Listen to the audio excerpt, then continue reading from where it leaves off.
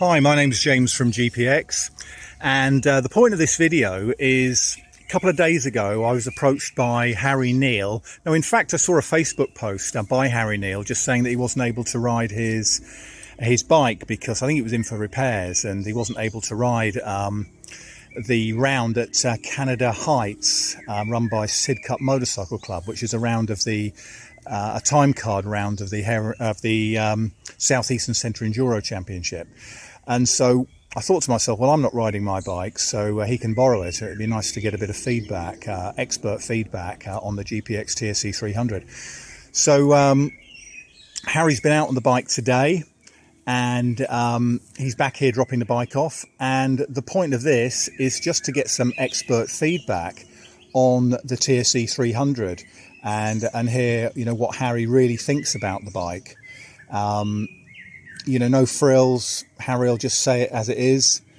And there we are. So, Harry, thank you for agreeing to do this interview. I know most people don't like having a camera or phone sort of pointed at them, me included. So thanks for doing this. So how'd you get on today?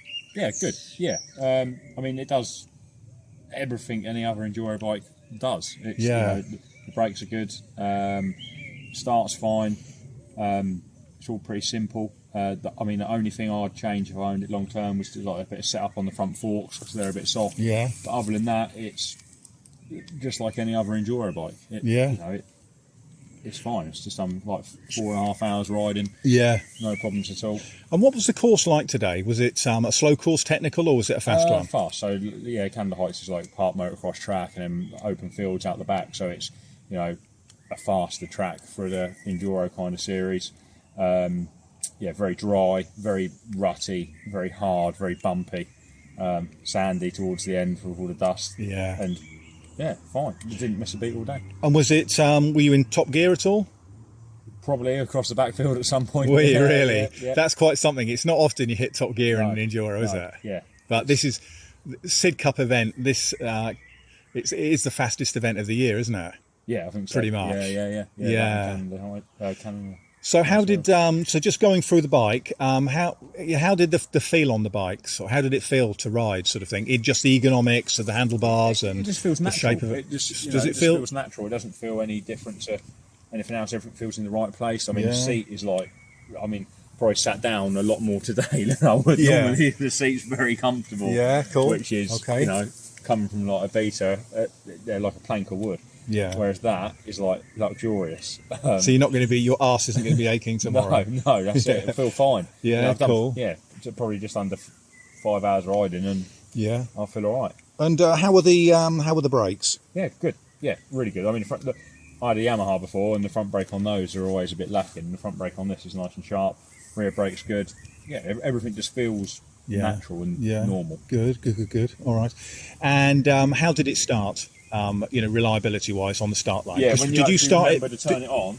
Did you forget to turn it on then? I forgot to turn it on in the beginning on the kill switch. But yeah, once that was turned on, it starts instantly. And did you warm it up before you took it into? You can't at time, can't you? You start them cold. No, not allowed. So literally, not even allowed to warm your bike up before the start. So it's push your bike to the line, and then when your minute ticks over, start it, cold engine start, and then away you go. And did you? So you didn't start it screw steering or anything like that? No. So it just started straight away. It started straight away. And did it start every time all day long? Every time, all the time. Yeah. Even now, you know. Yeah. At the end of the day, riding back to the pits when the racing was finished. Yeah, cool. All right. And how was the engine in terms of power? What was the power like on the engine? Smooth. It's really smooth. Yeah. Yeah, it is smooth. It's not aggressive, and it's not intimidating. Okay. It's just very smooth power delivery. Smooth power delivery, yeah. Does it have a power band as such in its setting as it is? It does. I think it's adjustable, isn't it? But yeah. You know, at the moment it's probably quite mellow. But yeah, there is a power band there. And I think if you wanted it more aggressive, I think you could just wind that screw out there. Yeah, you're right. To the power valve exactly. And it would be more kind of aggressive.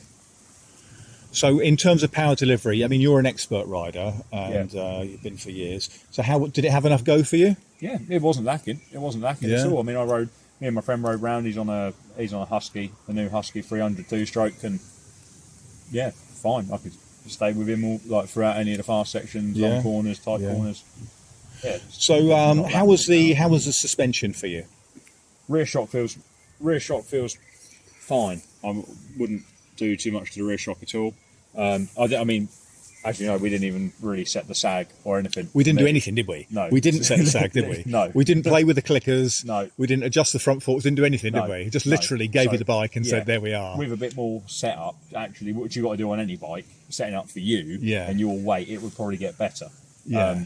But So what would you change then to make it better for I'd you? stiffen up the front forks. Stiffen up the front Yeah, forks, right, yeah, okay. I'd stiffen up the front forks. But, you know, you buy a brand new KTM, you've got to go and get the forks and shock set up anyway, so it's nothing you wouldn't expect to have to do on any other bike. But yeah, I'd stiffen up the front forks, probably set up the rear shock, set the sag, make sure the spring's right, which I think it probably is after riding today, but I'd set the sag. Other than that, that's it.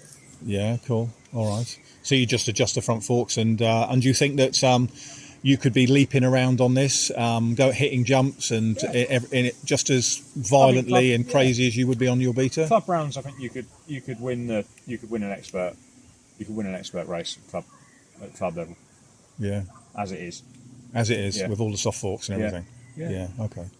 All right. And so what do you think overall in terms of sort of? I mean, obviously, I'm not trying to sell you one here. You know that. I'm just after your feedback. But anything you didn't like on it? Anything you didn't like? Anything you thought, oh Christ, I hate that?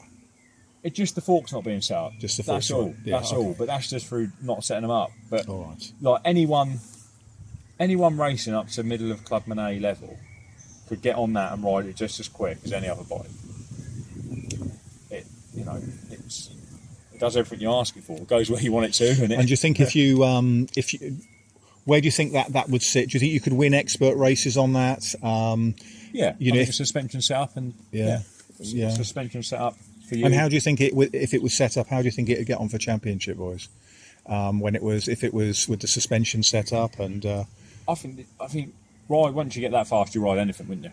yeah, It's it's down to rider, isn't Yeah, it? it's 80% rider and 20% bike Yeah, in it, and I that's think it. that is more than good enough to, you put anyone on it, and they're going to be near on as fast as they are on anything else. That's it. Okay. Well, thank you very much for your feedback there, Harry, worries. and thanks for bringing it back in one piece. Yeah, thanks for giving it to me. All right, cheers, mate. Thank you.